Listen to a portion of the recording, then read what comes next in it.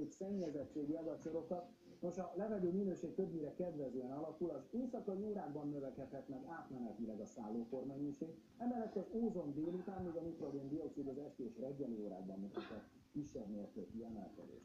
Gyorsan néhány szót a pollenekről, hiszen tavasz van, ezek azért alaposan beindultak, most önök is láthatják, hogy a Tiszafafélék mellé felzárkózott a nyír és a kőris is, ezek is most pontják a polleneket, és a fűz, valamint az éger is már készenlétben van, hát nem könnyű hetek várnak most az allergiásokra. Ami az, hogy vizeinket illeti, a hétvégén 1-2 fokot még tovább emelkedhet meg a vizeink hőmérséklete, de ahogy láthatják, már nem csak az álló, de a folyóvizeink is 10 fok fölötti hőmérsékletet produkálnak. A Balaton vizének hőmérséklete sivatoknál pedig már 14 fok.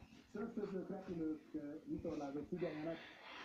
Holnap általában élénk az Észak-Dunántúlon megerősödő délkeleti szél várható. Egyenes üvegni érdemes tehát kihasználni az előttünk álló első áprilisi hétvégét. Sok napsütés, néha megélénkülő szél mellett szinte májusi meleg lesz napközben csapadék nélkül. Én ma is, holnap is több alkalommal jövök, és hozok friss információt az aktuális időjárási helyzetről itt az Eko Televízióban. Kollégáim nevében is további szép estét, kellemes hétvégét kívánok!